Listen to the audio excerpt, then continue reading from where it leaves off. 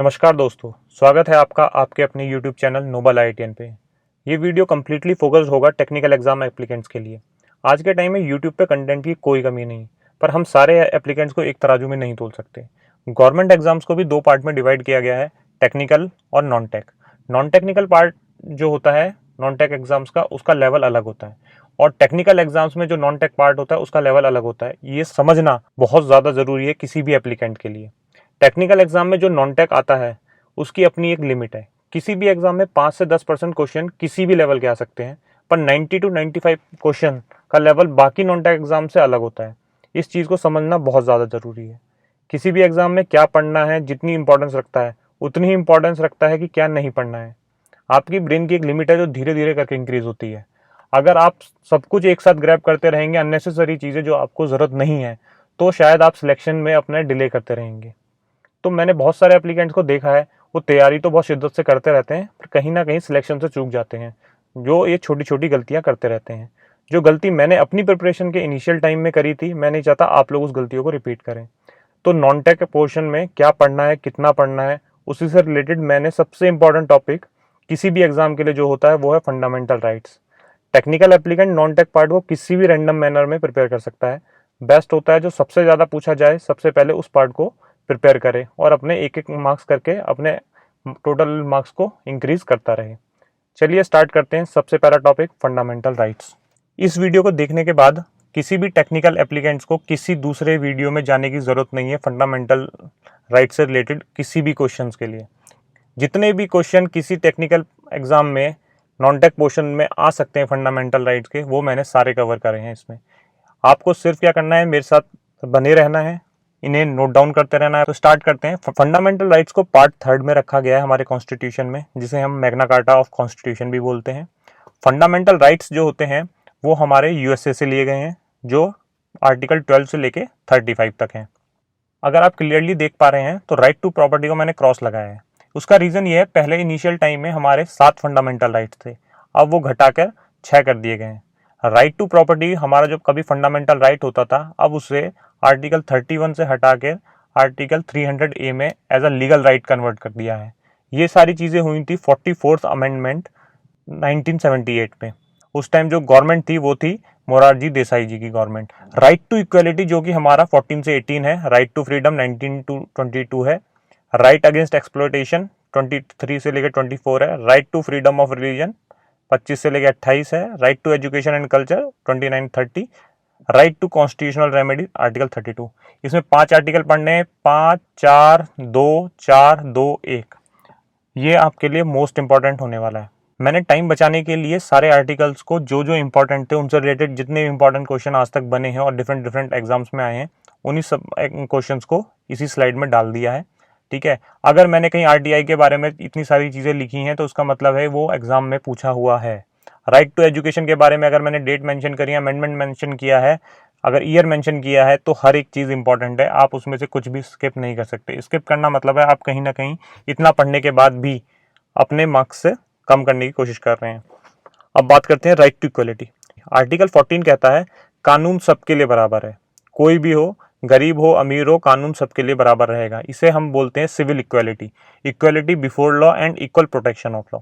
किसी भी चीज़ के डिटेल में जाने की बिल्कुल जरूरत नहीं है। बार बार मैं रिपीट कर रहा हूँ, जितना काम का है उतना पढ़िए। थीसिस नहीं लिखनी है, पीएचडी नहीं करनी है। पीएचडी करेंगे तो आपको पता है पीएचडी कितने साल की होती है। ठीक है, आपका सिलेक्शन भी पीएचडी की तरह खिंचता चले जाएगा। ऐसे ही हमारा आर्टिकल 15 है। आपने मूवी देखी होगी आयुष्मान खुराना की आर्टिकल 15, उससे क्लियरली आप मेमोराइज कर सकते हैं। वो जो पूरी मूवी थी डिस्क्रिमिनेशन बेस्ड थी, caste, religion, gender, birth place etcetera.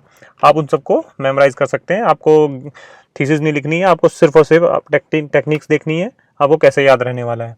ठीक है, जब भी डिस्क्रिमिनेशन और रिलीजन से रिलेटेड बात होगी आपको आयुष्मान खुराना की मूवी याद आ जाएगी।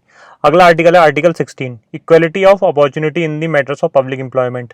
ठीक है, मेनली अगर हम बात करें ये कहाँ पर, किस आर्टिकल में कहाँ पर है, तो आर्टिकल 16(1) और 16(2) एग्जाम में आया हुआ क्वेश्चन है, मेमोराइज करना कंपलसरी है।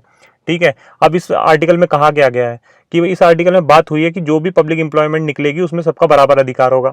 यहाँ बात रिजर्वेशन से रिलेटेड नहीं चल रही है। ठीक है, ये क्या है, फिर बात क्या है, बात ये है कि अगर कोई भी गवर्नमेंट डिपार्टमेंट अपना कोई रिक्रूटमेंट निकालता है तो उसे पब्लिकली निकालना पड़ेगा। ऐसा नहीं है कि एनएचपीसी की वैकेंसी निकली, एनएचपीसी के डिपार्टमेंट के जो एम्प्लॉयज़ थे उन्होंने अपने रिलेटिव्स को बता दिया और उन्होंने एग्जाम दिया और सिलेक्शन हो गया, ऐसा नहीं है। एनएचपीसी अपनी वेबसाइट पे उस एडवर्टाइजमेंट को पब्लिश करेगा डिफरेंट डिफरेंट प्लेटफॉर्म्स पे, ताकि नॉर्मल जो जनरल पब्लिक है उस तक वो एडवर्टाइजमेंट पहुंच सके। ठीक है, तो सबसे इंपॉर्टेंट आर्टिकल है आर्टिकल 17, एबोलिशन ऑफ अनटचेबिलिटी। आपको नींद में भी अगर पूछा जाए आर्टिकल 17 क्या कहता है, आपको याद होना चाहिए छुआछूत के विरुद्ध अधिकार के बारे में जो आर्टिकल बात करता है वो है आर्टिकल 17। ठीक है, बहुत बार पूछा गया है, फेवरेट क्वेश्चन है। ठीक है, आर्टिकल 18, एबोलिशन ऑफ टाइटल। सिर्फ दो ही टाइप के टाइटल्स आप रख सकते हैं, एक है आपके एकेडमिक से रिलेटेड जैसे कि डॉक्टर, इंजीनियर, दूसरा है आपके डिफेंस से रिलेटेड जो भी पोस्ट होंगी, कर्नल, ब्रिगेडियर, लेफ्टिनेंट, ये सब। ठीक है, इसके अलावा कोई भी आप टाइटल इनटाइटल नहीं कर सकते हैं। अगला है right to freedom. Right to freedom के अंदर आपके 4 आर्टिकल आते हैं, 19, 20, 21, 22। ठीक है, आर्टिकल 19 जो बात करता है, सबसे पहले बता दूं, फ्रीडम ऑफ स्पीच कहीं भी वर्ड दिखता है, फ्रीडम ऑफ प्रेस दिखता है तो आपको डायरेक्टली टिक कर देना आर्टिकल 19। इसका एक और इंपॉर्टेंट क्वेश्चन है, वैसे तो छोटे छोटे 6 क्लॉजेज में आर्टिकल लिखे हुए हैं, ये ऐसा आर्टिकल है जो फॉरेनर्स को नहीं मिलता। ठीक है, ये फंडामेंटल राइट्स सिर्फ और सिर्फ इंडियंस को मिलता है, फॉरेनर्स को ये राइट नहीं मिलता। और भी कई सारे राइट्स, फंडामेंटल राइट्स हैं, लेकिन एग्जाम पॉइंट ऑफ व्यू से सबसे इंपॉर्टेंट राइट जो है जो फॉरेनर्स को नहीं मिलता वो है आर्टिकल 19। इसके बाद हम बात करेंगे आर्टिकल 20। आर्टिकल 20 कहता है कि आपने सपोज आप कहीं चाय पी रहे हैं, किसी को आपकी शक्ल पसंद नहीं आई, आपको ऐसा नहीं है वो जेल में डाल देगा। ठीक है, हर चीज़ के लिए डिसीजन जो लेगी कि हाँ इसने लॉ तोड़ा है नहीं तोड़ा है, ठीक है, वो सारे जुडिशरी करेगी। आपने मूवी में भी देखा होगा, जब तक कोई गुनहगार सिद्ध नहीं हो जाता तब तक वो बेकसूर है। ठीक है, वो आर्टिकल 20 का ही कॉन्सेप्ट है कि भाई जब तक जुडिशरी फाइनल जजमेंट नहीं दे देती कि भाई ये गुनहगार है, तब तक आप उसे गुनहगार नहीं बोल सकते हैं। ठीक है, अब अगली बात आती है आर्टिकल 21, राइट टू लाइफ। आपको अच्छे से याद होना चाहिए, आर्टिकल 20 और 21 जो है eight the time of emergency भी सस्पेंड नहीं होते, बाकी सारे आर्टिकल सस्पेंड किए जा सकते हैं। आर्टिकल 19 ऐसा आर्टिकल है जो ऑटोमेटिकली सस्पेंड हो जाता है, बाकी आर्टिकल आप सस्पेंड कर सकते हैं। ठीक है, लेकिन 20 और 21 आर्टिकल सस्पेंड नहीं हो सकता eight the time of emergency भी। इमरजेंसी कौन लगाता है? प्रेसिडेंट के पास पावर है। नेशनल इमरजेंसी आर्टिकल 352 में आती है, स्टेट इमरजेंसी 356 में आती है और फाइनेंशियल इमरजेंसी आर्टिकल 360 में आती है। ठीक है, इसके बाद हम बात करेंगे आर्टिकल 21A। यही 21 का सब पार्ट है जिसे में हमने ऐड किया है राइट टू एलिमेंट्री एजुकेशन। ठीक, इसे RTE बोलते हैं। 12 दिसंबर 2002 में ये एक्ट लाया गया था, राइट टू एजुकेशन वाला, 86th अमेंडमेंट के थ्रू। ठीक है, अब क्या है, राइट टू एजुकेशन हमारा ह्यूमन राइट्स भी है और फंडामेंटल राइट्स भी है। 2002 में ये फाइनलाइज हो गया था पूरा बिल और उसके बाद ये 1 अप्रैल 2010 से लागू हो चुका है। आर्टिकल 22 है right of person under detention. अगर आपने जैसे मूवीज देखी होंगी तो कहते हैं, जो बंदा कहता है जैसे पकड़ लिया कि भाई मुझे अपने वकील से बात करनी है, तो उसका मतलब उसे फंडामेंटल राइट के बारे में नॉलेज है।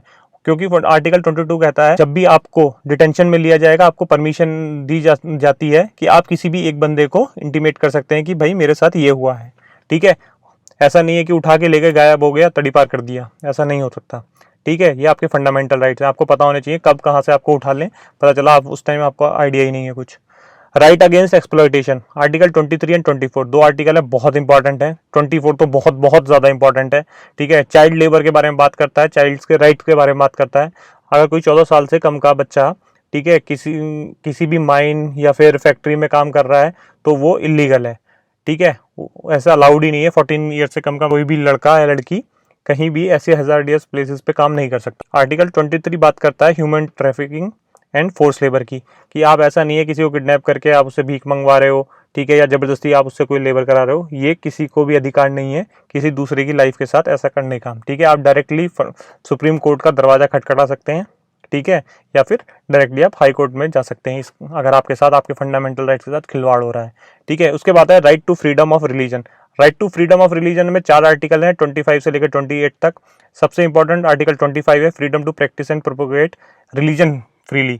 इसका मतलब है कि आप अपने धर्म का प्रचार कर सकते हैं, प्रसार कर सकते हैं और उसे फॉलो कर सकते हैं फ्रीली, आपको कोई नहीं रोकने वाला है। उसके बाद हम बात करेंगे educational and cultural right, article 29 and 30। Article 29 बहुत इंपॉर्टेंट आर्टिकल है, protection of interest of minorities, मतलब अल्पसंख्यकों के हितों का संरक्षण करना। जब इस आर्टिकल का डिस्कशन चल रहा था तो BR अम्बेडकर जी ने कहा था भरी सभा में, अगर इस आर्टिकल को फॉलो नहीं किया गया, ये फंडामेंटल राइट्स नहीं मिला, तो वो पहले इंसान होंगे जो कॉन्स्टिट्यूशन को आग लगा देंगे। ठीक है, डायरेक्टली ये क्वेश्चन पूछा जाता है, ये किसने कहा था कि कॉन्स्टिट्यूशन को आग लगा दूंगा, तो BR अम्बेडकर जी ने ये चीज़ कही थी। अगली हम बात करने वाले हैं आर्टिकल 32, बहुत ज़्यादा इंपॉर्टेंट है। इवन अगर हम इस पर बात करना चाहें तो 2 घंटे आप इस पर बात कर सकते हैं, पर आपको आपके काम की चीज़ें पढ़नी है, आपको दुनियादारी से कोई मतलब नहीं है, सिलेक्शन से मतलब है। ठीक है, आपको अपने काम की चीज़ें पढ़नी है जो आपके एग्जाम पॉइंट ऑफ व्यू से। Right to constitutional remedy, article 32 से लेकर 35 आता है।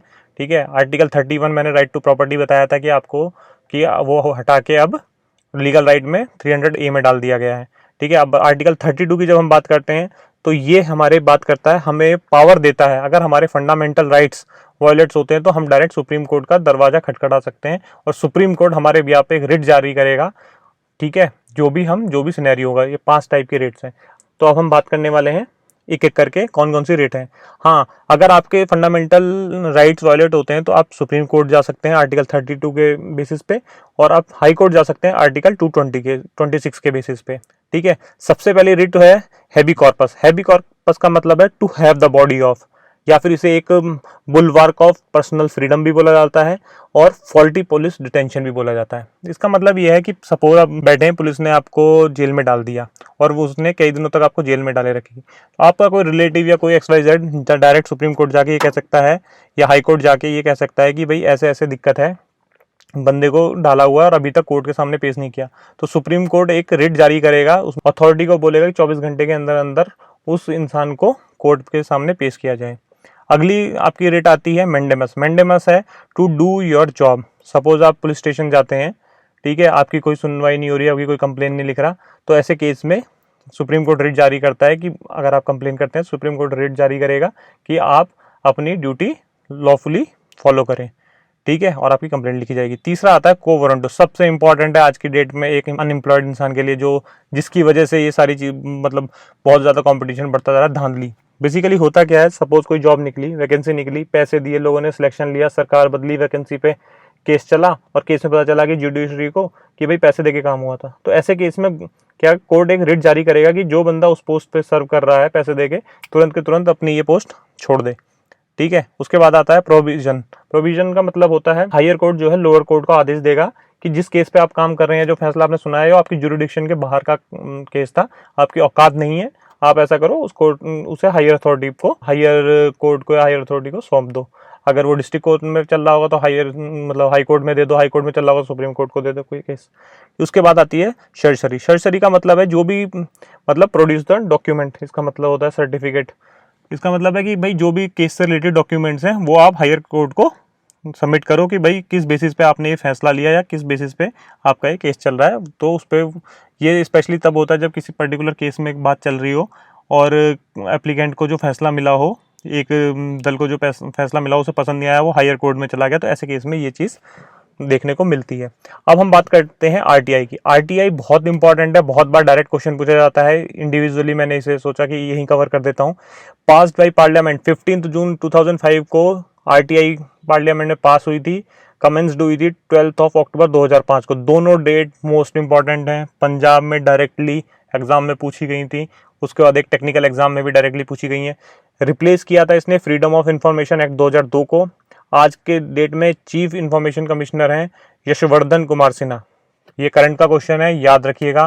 फंडामेंटल राइट्स के अंदर आता है 1901 में। कुछ क्वेश्चंस करते हैं ताकि हमारा ये टॉपिक कवर हो जाए, फाइनल हो जाए। Subject comes under the common jurisdiction of supreme court and high court. आपको पता है फंडामेंटल राइट्स अगर आपके वायलेट होते हैं तो आर्टिकल 226 के माध्यम से आप हाई कोर्ट जा सकते हैं, आर्टिकल 32 के माध्यम से आप सुप्रीम कोर्ट में दरवाजा खटखटा सकते हैं। Fundamental rights can be suspended by definitely president, क्योंकि इमरजेंसी कौन लगा सकता है, प्रेसिडेंट के पास पावर है। Basic structure of our constitution was proclaimed by Supreme Court in. जब केशव नंदा भारती का केस हुआ था तो हमें ये बेसिक स्ट्रक्चर के बारे में नॉलेज मिली थी कॉन्स्टिट्यूशन के। प्रिवेंशन ऑफ टेररिज्म एक्ट पोटा जिसे कहा जाता है, ये 2002 में आया था। Court issue for enforcement of fundamental right. ठीक है, अगर फंडामेंटल राइट्स के लिए कोर्ट क्या इशू करता है, रिट इशू करता है, आपको पता है। Right to property was removed from fundamental rights during Morarji Desai की सरकार थी। 44th अमेंडमेंट था, 1978 की बात है।